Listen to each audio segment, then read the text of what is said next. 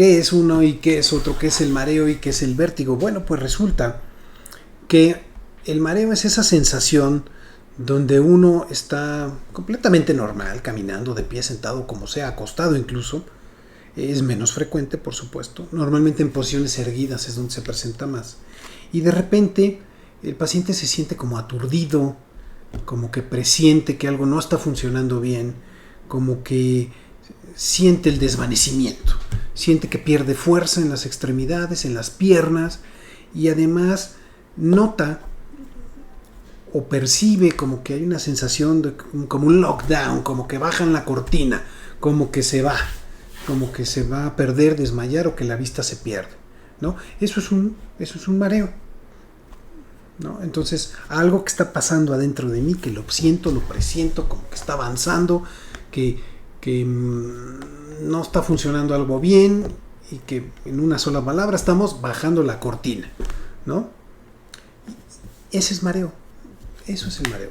Ahora, el vértigo es diferente. El vértigo tiene que ver con movimiento. Algo se está moviendo. Se empiezan a mover las cosas que me rodean, ¿no? Todo vuelve a dar vueltas y vueltas y vueltas. O yo doy vueltas alrededor de algo, ¿sí? Pero hay movimiento. Entonces esa es la clave, ¿no? El vértigo implica movimiento. Algo se está moviendo.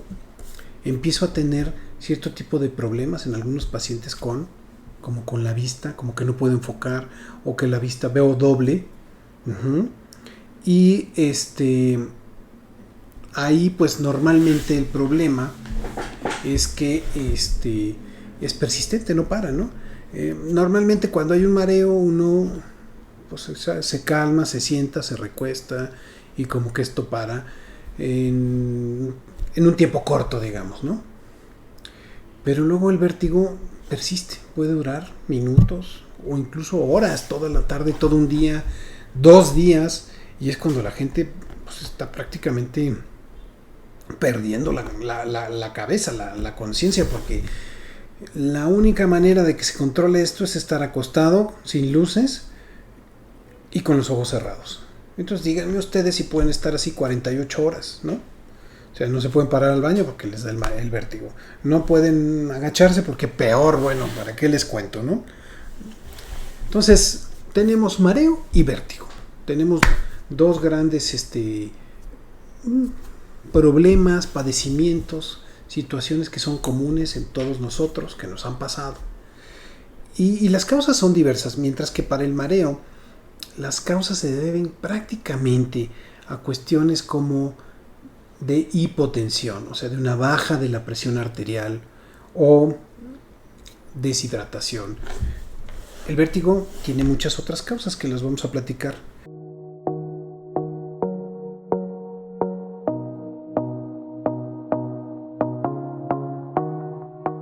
Hola, ¿qué tal amigos? ¿Cómo están? Sean todos bienvenidos al programa Escucha tu Salud con tu amigo el doctor Jaime del Río.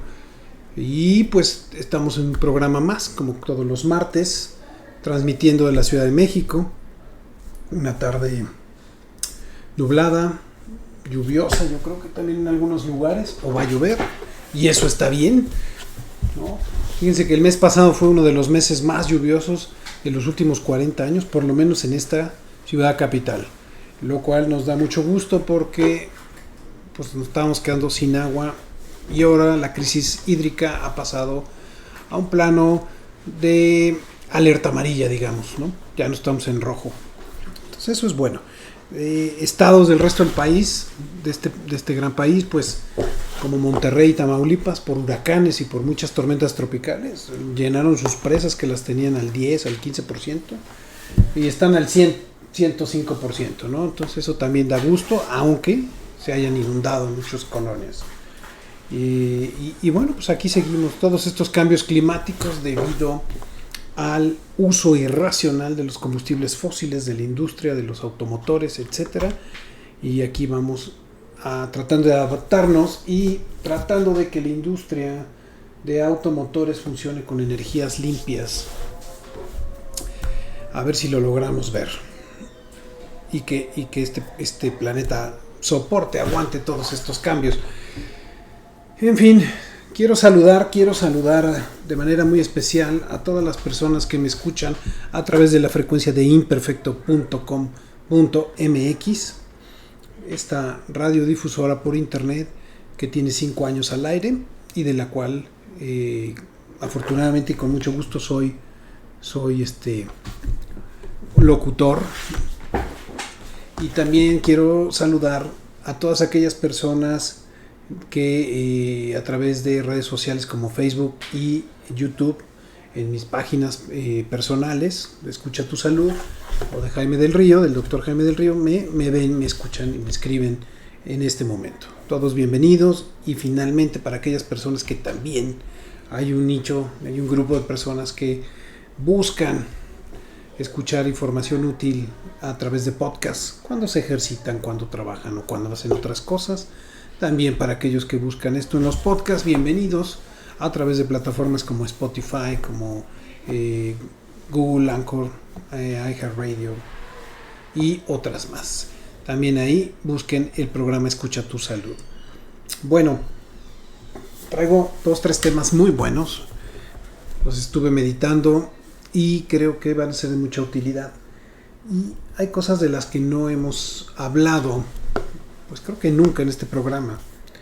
Y yo sé que muchas personas han sufrido de mareos, o sufren de mareos, o sufren de vértigos, o yo creo que no saben, ¿no?, qué es uno, qué es el otro, si son iguales, ¿no?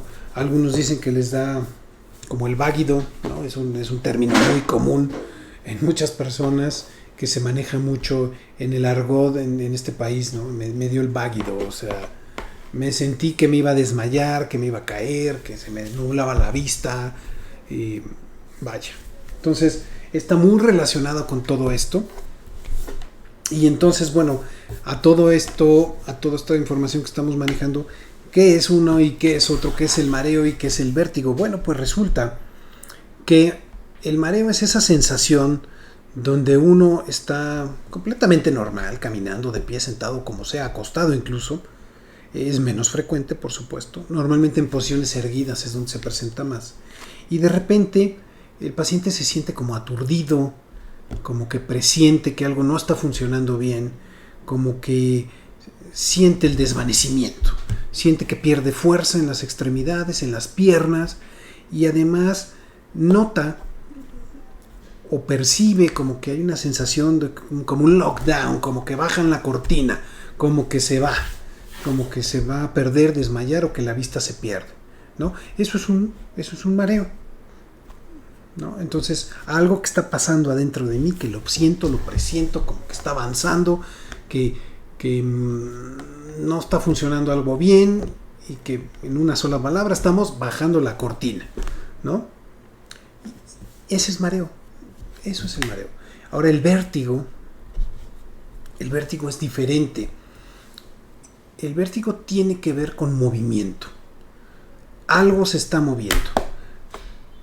Se empiezan a mover las cosas que me rodean, ¿no? Todo vuelve a dar vueltas y vueltas y vueltas. O yo doy vueltas alrededor de algo, ¿sí? Pero hay movimiento. Entonces es la clave, ¿no? El vértigo implica movimiento. Algo se está moviendo. Empiezo a tener cierto tipo de problemas en algunos pacientes como con la vista, como que no puedo enfocar, o que la vista veo doble. Y ahí pues normalmente el problema es que es persistente, no para, ¿no?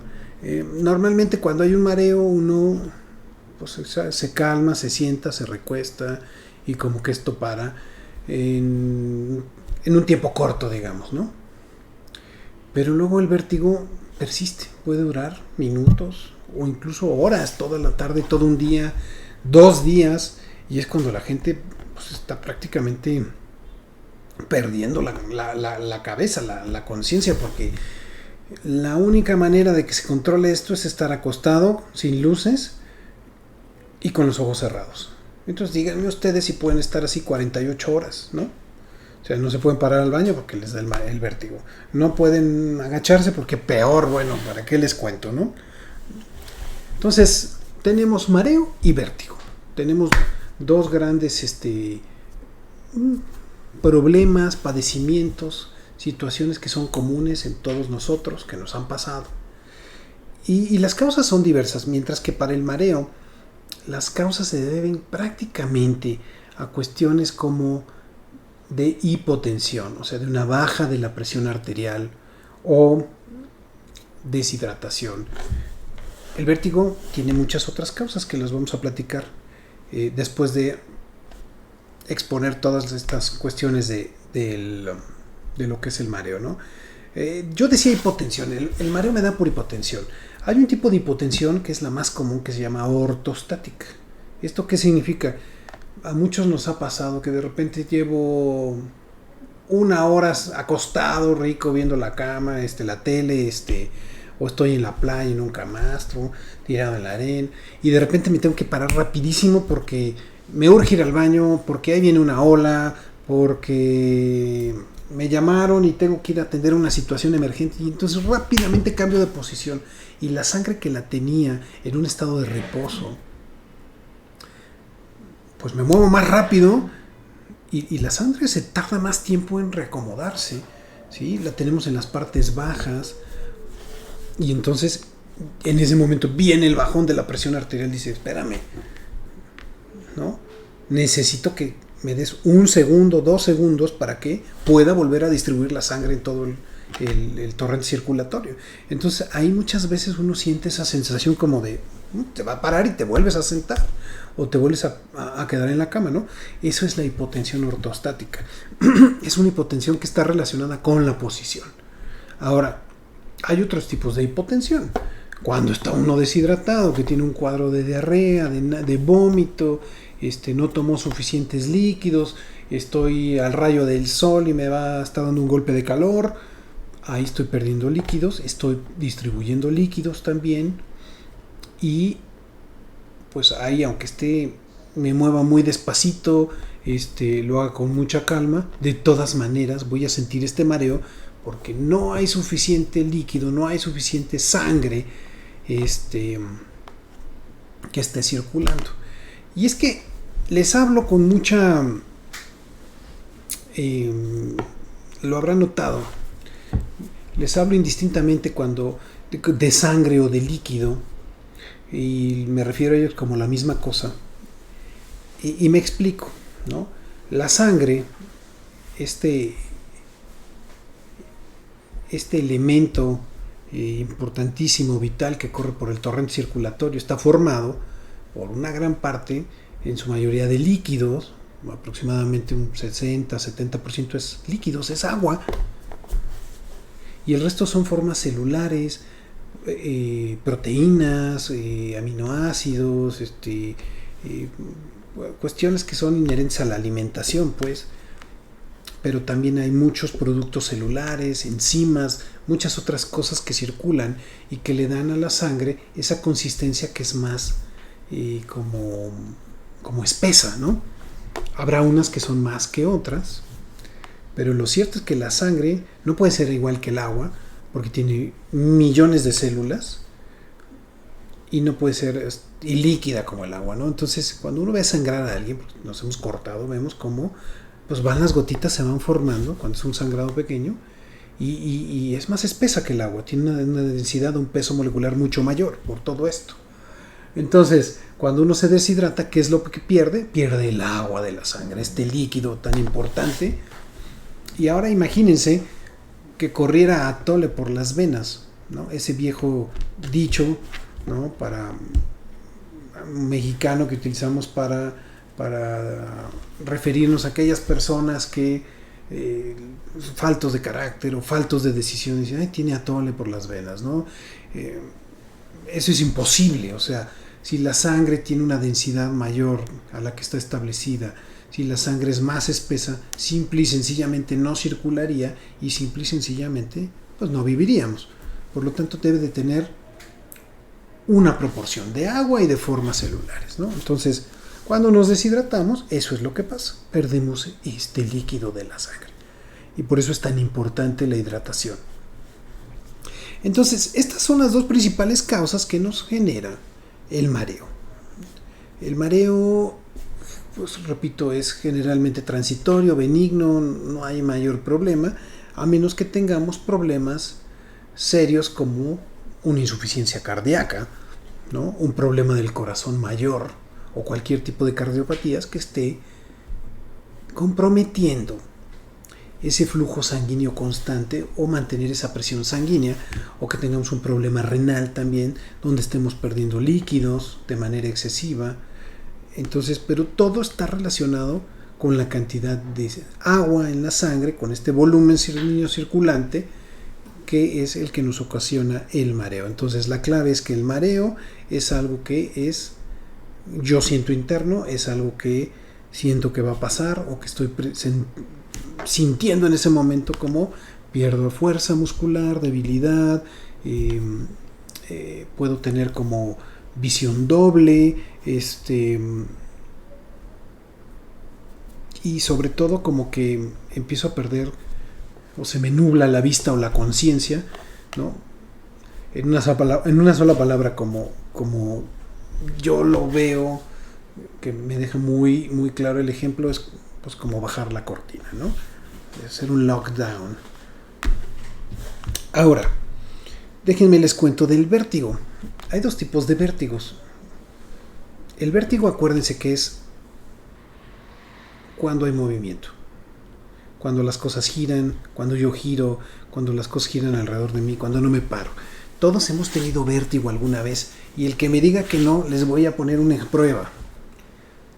Todos los que escuchan, ven este programa, alguna vez han tenido el síndrome de la cama loca por alguna noche de pasados de copas, ¿sí o no? Eso es vértigo, ¿no? Uno tiene que aterrizar, ¿no?, de manera figurada, como el pie, para sentir que no está girando en el aire, y que a pesar de que las cosas giran, tú te sientes que estás en tu cama, en un sillón, en un lugar fijo, pero las cosas siguen girando. Eso es vértigo, y eso es una de las causas por las cuales se genera el vértigo. Las bebidas alcohólicas, el alcohol, es un vértigo central, es un vértigo que afecta la parte interna, el cerebro, ¿ok? Entonces les decía, hay dos tipos de vértigos, uno que es central y uno que es periférico.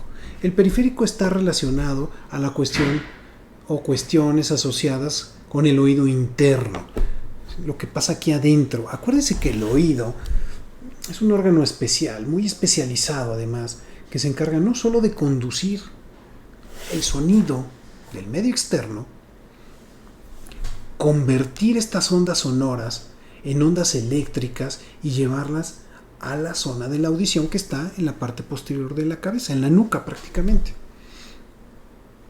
No solo hace eso el oído, sino que también se encarga del equilibrio. El oído interno tiene una serie de conductos que parecieran como un caracolito, ¿no? El oído va haciendo como unos semicírculos, donde hay un líquido linfático, que es espeso, pero que además tiene una característica especial alrededor de todos estos conductos semicirculares que parece como un caracolito. Hagan de cuenta que tiene como 3 tipos de caparazones, y ahí circula este líquido. Las células que recubren esto son capaces de identificar en qué posición estamos, si estamos de pie, si estamos acostados, en cuclillas, como estemos, porque tienen esa especialización. Ellos saben, en relación de cómo está el líquido, en qué posición estamos, y esa información también se manda al cerebro, a la parte motora y a la parte sensitiva, para saber en qué posición estamos. Entonces, cuando esos canalículos, cuando estas zonas del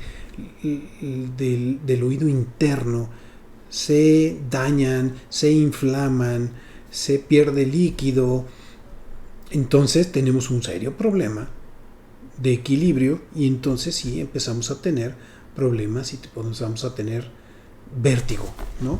Las cosas giran, o yo giro, o me caigo, etcétera, ¿no? Entonces, el vértigo periférico está asociado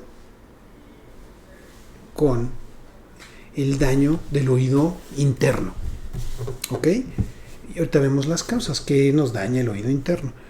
Y el vértigo central es el que está relacionado con el daño de lo que es el cerebro. ¿Sí? Entonces ahí, aunque el oído funcione bien, aunque mande bien su información el oído y se conecte bien con el cerebro, si acá no se integra la información, pues entonces también tenemos un problema importante.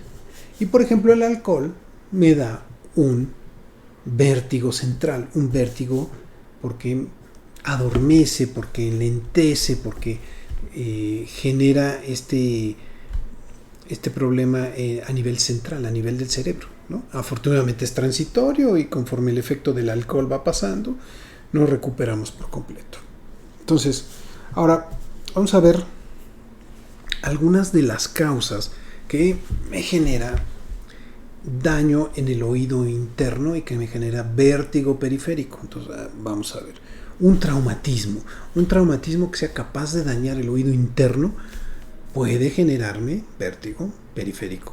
Ya sea un trauma contuso, o sea, un golpe directo en esta zona, en la parte posterior del oído, en la zona petrosa, o incluso, quisiera pensar, pero sería menos probable, un trauma o un daño por ruido, lo cual puede pasar. Cuando uno está expuesto tanto tiempo a tantos decibeles de tanto daño, también puede dañarme el oído interno. ¿Ok? Ahora, ¿qué más me puede dañar el oído interno? Una infección, por supuesto. Una infección como una laberintitis, ¿no? La laberintitis es la inflamación de los canalículos, estos de los laberintos del oído. Y, por ejemplo, una infección viral, que eso es como de lo más común, que me causa el vértigo periférico. O, les digo, el trauma, o, me olvidaba. Un tumor. Desafortunadamente también hay tumores en el oído interno o en el nervio óptico, que se llaman schwannomas, que van a comprimir también el oído interno. Entonces, pero aquí la sintomatología que se presenta es mucho más florida y mucho más intensa e incluye pérdida de la audición. Incluye además también tinnitus. El tinnitus es este ruido que se oye constantemente. Algo está aquí, como si tuviera una olla expresa dentro del oído. Todo el tiempo, todo el día, y que incluso no se quita ni durmiendo, ¿no? Mucha gente ha intentado suicidarse porque tiene este ruido en el oído. Entonces es importante. Hay unas enfermedades también, como una cosa que se llama enfermedad de Meniere, que no sabe bien la causa, pero que también incluye la inflamación del oído interno y del nervio óptico, ¿no? Que nos ayuda a la audición o que conduce la audición. Y ese es un problema todavía mucho mayor, ¿no? Porque es una enfermedad que ni está bien definida, ni está bien las causas, y los tratamientos son todavía más ambiguos. Entonces, tenemos aquí entonces las causas del vértigo periférico. Y vamos a ver las causas del vértigo central. El vértigo central nuevamente incluye un traumatismo de cráneo, también los golpes son importantes, una neuroinfección, una infección de lo que es el sistema nervioso central, el cerebro. Incluye también un accidente cerebral vascular, es decir, que de repente llega un coágulo y me tapa la circulación de la arteria cerebral que irriga esa zona del cerebro, y estas células que están urgidas de nutrientes, de oxígeno y eso, sufren y mueren, o mueren algunas. Entonces también por ahí empiezo a tener problemas. ¿Ok? Nuevamente, los tumores del cerebro también me pueden causar este problema. O sea, las causas que me generan el vértigo central todavía son mucho más graves que las del periférico. Normalmente el periférico es benigno, son más igual transitorias, pasan, pero las de central hay que tenerle mucho cuidado todavía más, ¿no? Y hay que irlas a estudiar porque las causas pueden ser, pues, graves. Ahora, vamos a ver cuáles son los síntomas del vértigo. Del vértigo, pues central sobre todo, ¿no? Entonces, les decía yo, pérdida de la audición o disminución de la agudeza auditiva, el ruido, el tinnitus. Suele haber también problemas para la deglución, o sea, como que me cuesta trabajo deglutir, empiezo a tener también visión doble.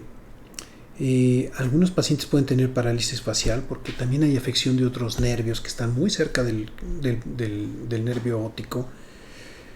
Problemas para el lenguaje, ¿no? Un lenguaje lento o un lenguaje poco entendible, debilidad de las extremidades, náusea y vómito. Esto es interesante, ¿no? También hay náusea y vómito aquí.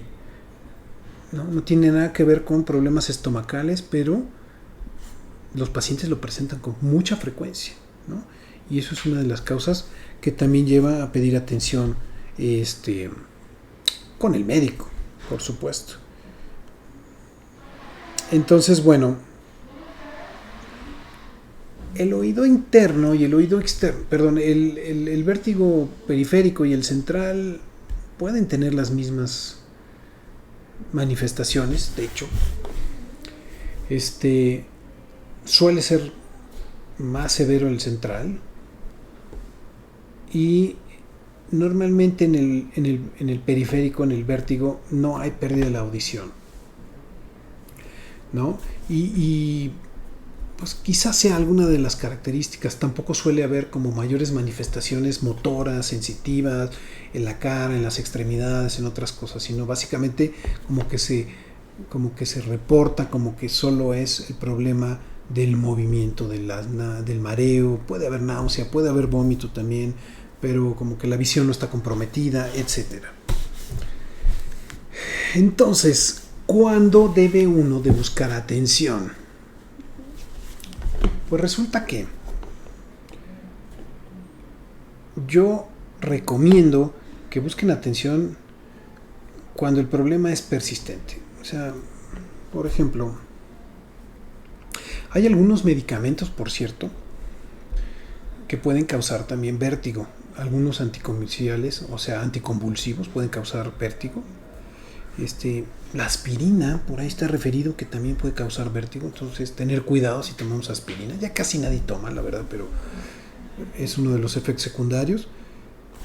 Y, por supuesto, el alcohol, ¿no? Pero si esto que se presenta es persistente, ya duró algunas horas, diría yo, sí hay que buscar atención porque no es nada agradable estar con esto, ¿no? Yo recuerdo a mi mamá que de repente de la nada le llegaba y pum, la tiraba a la cama y ahí se quedaba toda la tarde, todo el día, al otro día. Claro, evidentemente ya desde una conducta, un patrón recurrente, pues empezaba a buscar a tomar además estos estabilizadores de lo que son los conductos del oído interno. Hay ciertos medicamentos que vamos a platicar que nos ayudan a todo esto. Y entonces de esa manera como que lo podría sobrellevar, como que se podía parar, como podía hacer algunas cosas, pero naturalmente no estaba bien y le tardaba 3-5 días. Casualmente en la mayoría de las ocasiones estaba relacionado con un problema infeccioso. Entonces, si un virus llega, me da una infección en la garganta, me causa la inflamación de los conductos del oído, una laberintitis. Y listo, ¿no? Quizás sea de las causas más comunes. Ahora, ¿cómo se debe investigar a un paciente que tiene este tipo de problemas? Pues los estudios son diversos. Los estudios incluyen estudios instrumentados como tomografías, resonancias, electromiografías, punciones lumbares, angiotomografías, o sea, todo lo que sea que me ayude a descartar que tengo una lesión en el cerebro. Además incluye también, y es recomendable, una valoración por un otorrino para que me ayude a ver que el oído externo esté completamente normal. Y hay pruebas de oído interno que también ellos saben hacer muy bien, donde ellos pueden identificar a qué nivel está el daño, la lesión o el problema. Entonces es importante. ¿Quién es la persona que ve esto más? Definitivamente y por mucho el otorrinolaringólogo, el otorrino, ¿de acuerdo? Entonces, pues bueno, espero que esta información breve les ayude primero a distinguir un mareo de un vértigo, cuáles son las causas de cada uno y qué es lo que hay que hacer. Ya le quedamos. En el mareo, pues tener una posición hasta que se logre recuperar la presión arterial, y poco a poco vaya incorporándome, haciendo mis actividades y seguramente esto pasará rápidamente.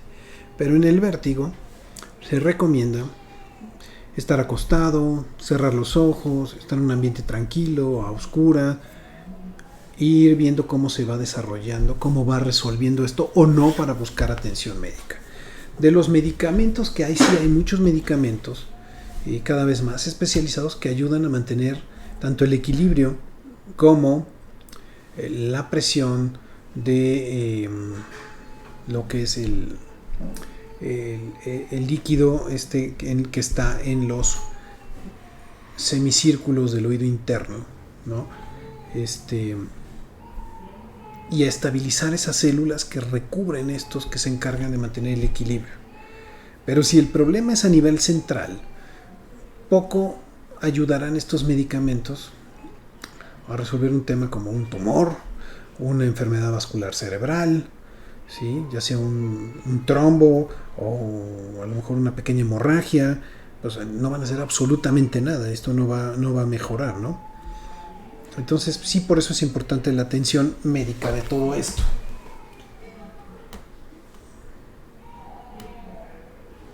Déjenme ver si tenemos algunos comentarios sobre todo esto. El otro tema del que espero poderles hablar y que también ha sido tema de mucho interés es sobre la onicomicosis o los hongos en las uñas del pie. Es una cosa que la verdad es que es común porque pues se pega con facilidad, ¿no? Pero ahorita les platico, mire, vamos a platicar, vamos a leer estas preguntas al aire, estos comentarios. Dice, doctor, buenas tardes, a mí me dan mareos con zumbido en los oídos. ¿Eso es porque se baja la presión o es por algo en específico? Gracias, ya lo sigo, sí. Cristina, gracias Cristina. Si es algo transitorio que de repente va y viene y se quita rápidamente, lo más probable es que sí, Cristina. Si no, habrá que empezar a buscar si es algo persistente o que se presenta con mucha facilidad. Dice, a mí de la nada, cuando no desayuno siento que me mareo y se siente terrible y se me quita comiendo azúcar. ¿Esto es algo relacionado a que se me baja la presión o es algo más malo? Gracias, ya lo sigo. Cristóbal, a ver Cristóbal, muy buena pregunta. Definitivamente a muchas personas el tema de la baja de azúcar es un tema que genera debilidad muscular y sensación como de desvanecimiento, mareo. Sí, definitivamente sí. Necesitamos esa azúcar para que nos ayude a el movimiento, a mantenernos despierto y a realizar estas actividades. Todos tenemos una reserva de azúcar en el hígado que permite que nos levantemos y hagamos nuestras cosas hasta que recibimos el primer desayuno. Algunos tendremos más, otros tendremos menos, pero es cierto que cuando el cuerpo empieza a quemar grasa, eso que se llama cetosis, porque se acabó el azúcar que está en el hígado, empieza uno a tener también problemas de este tipo. Entonces, no es nada grave, simple y sencillamente es una cuestión fisiológica. Y hay ciertos pacientes que pueden generar una cosa que se llama dumping, es decir, que consumen una cantidad de carbohidratos, pero que esta cantidad de carbohidratos como que la queman muy rápido, ¿no? Por decirlo así. Entonces, si por ejemplo yo me como una pasta así con mucho queso, un espagueti, una pasta Alfredo, etcétera, me va a dar una liberación constante de calorías durante las próximas 4 a 6 horas. Los pacientes que hacen dumping las queman rápido y las queman en 2 horas, en hora y media. Y entonces de repente se quedan sin energía, ¿no? Sobre todo si comen carbohidratos que son, ¿cómo decir? Estos carbohidratos que no son elaborados, que son azúcares refinados. No es lo mismo que te comas unas papas fritas o una papa al horno, que es un carbohidrato, yuca o algo así, un carbohidrato complejo que le cuesta más trabajo al cuerpo digerir, desenvolver, asimilar y soltar la energía, a que te comas un algodón de azúcar, ¿no? Y eso hace que muchas personas este fenómeno del dumping lo hagan con mucha mayor facilidad. Y puede ser que también esto te afecte. Dice Luis José Navarro, dice, gracias, agradecido doctor por su contenido, muy útil, gracias. Bernie también me dice que nos manda a agradecer, gracias Bernie. Dice, doctor, a mí me salieron hemorroides y a veces me mareo. ¿Eso sería por lo mismo o es otra circunstancia? Pues mira, Dani, ya lo sigo, sería bueno que nos explicara también de las hemorroides. Bueno, es un buen tema, fíjate, lo vamos a platicar. Gracias, Daniel. Pues no sé si sea una cuestión que tenga que ver, muchas veces que son muy dolorosas y puede uno hasta marearse. La cantidad de sangre que puede haber en esta zona, en esta circulación de lo que es el tejido hemorroidal alrededor del recto, no creo que sea tan importante como para causarte un mareo, pero habrá que ver de qué grado son, porque hay hemorroides que son grado 4, que son muy grandes y pueden secuestrar una buena cantidad de sangre que sea capaz de generarte a lo mejor este tipo de problemas.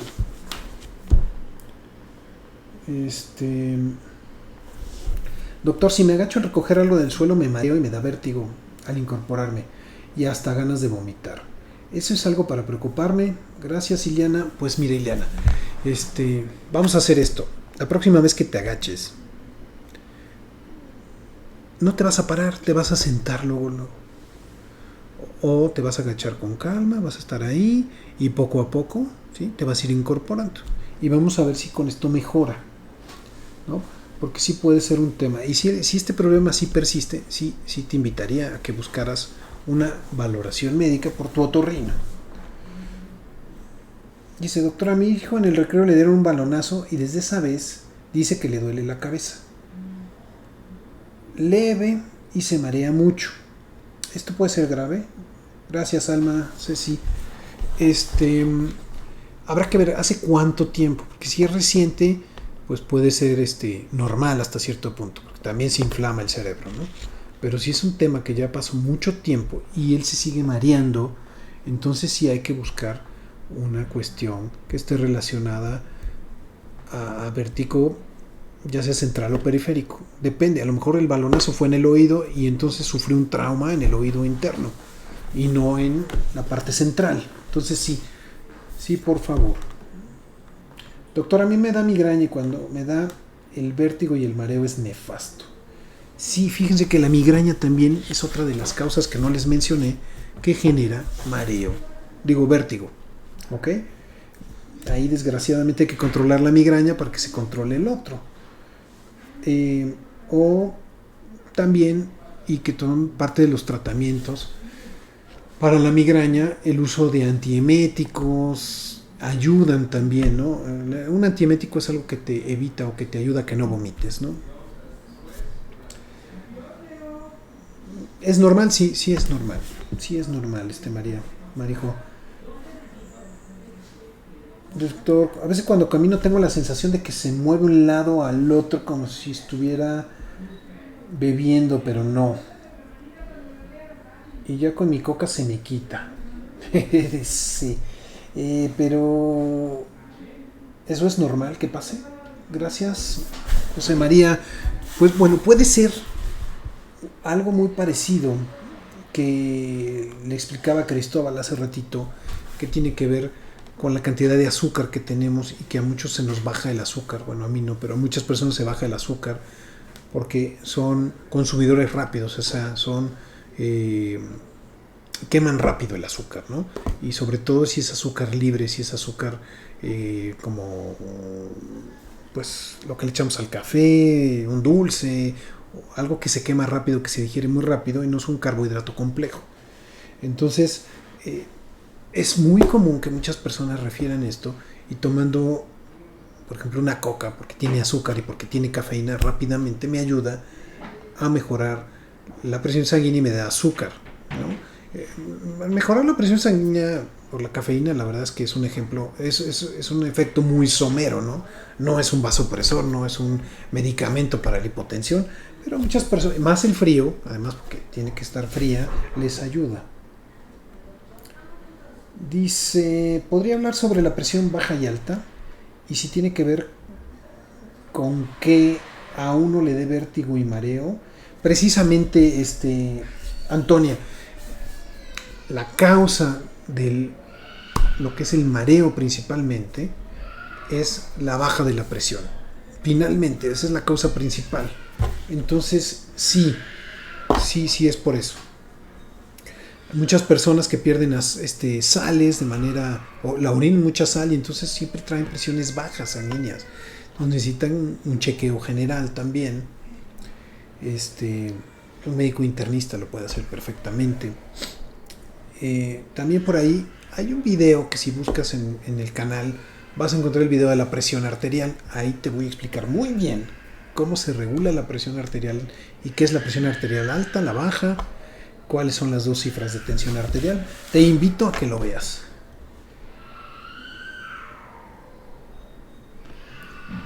¿Qué medicamentos ocasionan que uno tenga mareo además de la aspirina?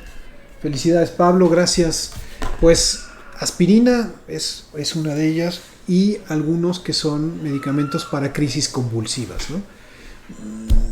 No voy a entrar en detalles porque la verdad es que afortunadamente no muchas personas lo están tomando y si hay gente que está tomando esto y siente algún tipo de trastorno, yo recomendaría que lo trate directamente con su neurólogo. Doctor dice, eso del azúcar que se ocupa cuando uno se marea, ¿se relaciona con la diabetes, doctor? Gracias, felicidades, me gusta cómo lo explica Eleonor. Bueno, la pregunta es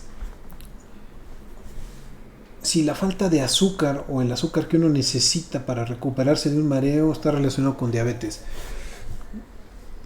Hay una pequeña posibilidad, que acuérdense que el diabético en unas fases tempranas de la enfermedad va a tener pulsos de liberación de insulina muy, muy prolongados y otros donde no va a liberar, ¿no? Porque el páncreas está disfuncionando, no está regulado.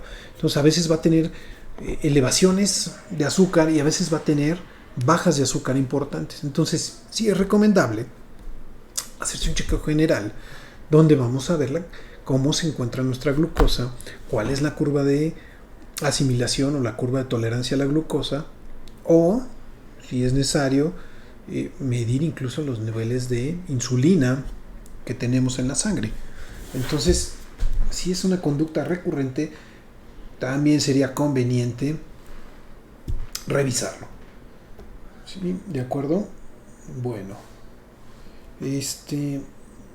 déjenme les platico rápido. Dice, doctor, si me golpean o tengo algún problema en el oído, ¿me ocasiona mareos? Definitivamente sí. O sea, el oído es un órgano muy, muy delicado y si un golpe aquí en el oído me puede ocasionar un mareo, por supuesto. El otro tema que les quiero platicar en los próximos minutitos y de que probablemente no voy a tener tiempo para responder sus preguntas, es el tema de la onicomicosis. Igual y les dejo la introducción y terminamos de hablar la próxima, porque si no, seguramente va a haber muchas preguntas de esto. ¿Qué es la onicomicosis o las uñas en los hongos de los pies o la tiña de las uñas del hongo del pie? Bueno, no sé si ustedes seguramente han notado o han visto o tienen personas que las uñas de los pies se ven como amarillas, como agrietadas, como con rayas blancas, ¿no? Eso que está ahí, abajo de la capa superficial de lo que es la uña del pie, del manto de la piel, de la uña del pie, hay un hongo que está creciendo, ¿no? Hay muchos tipos de hongo. Este es uno de esos hongos llamados dermatofitos, son hongos de la piel, pero por algún extraño motivo se meten por debajo de la uña y entonces ellos naturalmente siguen creciendo, se siguen alimentando, utilizan la queratina para crecer y entonces lo que estamos viendo, a veces las uñas empiezan a crecer como si fueran como pezuñas, como se ve una deformidad muy importante. Más allá de lo estético o de lo poco estético que se ve, no es un problema mayor, pero sí es un problema que ocasionalmente, además de la cuestión personal de la seguridad de cómo se sienta uno, es un problema que puede ocasionar dolor, pues para calzar algún tipo de zapato, ¿no? O sea, no es cómodo, y para caminar. Entonces es un problema que realmente se tiene que atender. Es un problema, como les repito, sencillo, ¿no? Hay que matar al hongo que se metió ahí. Es un hongo que está en la piel, en la mayoría de los casos, salvo aquellas personas que tienen problemas del sistema inmunológico, están inmunodeprimidos. Los diabéticos pueden ser uno de ellos, pero también hay otras personas que tienen problemas del hígado, del riñón o cáncer, también están inmunodeprimidos y entonces otro tipo de hongos llegan a este lugar y son hongos mucho más agresivos que causan un problema mucho más grande y bueno, puede generar todavía mayor disconfort, mayor molestia, dolor, ¿no? Entonces la onicomicosis es un problema que se trata con antimicóticos, con medicamentos que son antifúngicos, pero se tienen que tomar varias semanas. Tiene que ser necesariamente oral. Yo he visto muchos anuncios en la tele, ¿no? De N cantidad de marcas que dicen, no, que mira, que límale aquí, que le pones un curita encima y wow, se te quita. La verdad es que supongo que muchas personas ya lo habrán intentado, pero el hongo es resistente y vuelve a crecer. A lo mejor les ayuda porque les quita la capa externa de la uña, permite que el medicamento en una uña porosa penetre y mate a ciertas colonias de hongos, pero no mata a todos, porque tiene que ser una cosa que vaya de adentro para afuera. Entonces, la mayoría de los casos son tratamientos que son poco efectivos o completamente inefectivos. Los tratamientos tienen que ser por lo menos 8 semanas, tiene que ser oral con cierto tipo de antimicóticos y se quita por completo. Ya ven que la uña tiene su recambio natural, ¿sí? Más o menos una uña se tarda en crecer entre unos 2-3 meses, pero en 3 meses el problema se acabó, siempre y cuando tenemos este tratamiento, ¿de acuerdo? Entonces, pues ya platicamos, si quieren, de las dudas que puedan tener de esto. Es un tema muy corto, muy sencillo, pero que creo que tiene un impacto importante en la vida de cada uno de nosotros, ¿no? Así que bueno, con esto me despido y les agradezco su atención, sus comentarios, su interés, y nos vemos la siguiente semana con algún otro de los temas que a ustedes les interesan. Por ahí me llevo algo para que lo empecemos a trabajar y les deseo que sean felices todo el resto de la semana. Nos vemos la próxima. Amigos, hola, soy el doctor Jaime del Río, soy alergólogo, pediatra y profesor de la universidad.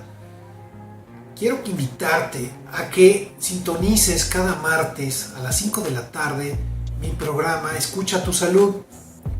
El programa, mira, lo vas a encontrar en diferentes plataformas. Por radio, www.imperfecto.com.mx, modalidad radio. En Facebook Live, @alergiapolancolomas. En YouTube, Dr. Jaime del Río. Y los podcasts que están disponibles en Spotify, en Google Podcast y en Anchor. El nombre es el programa Escucha tu Salud. Y mira, el objetivo de este programa es que estés actualizado, tengas información de primera mano, información verídica, información que te va a ayudar además con tips, con consejos, anécdotas, vivencias, a responder tus dudas, para que mejores tu calidad de vida y tu día a día. Nos vemos.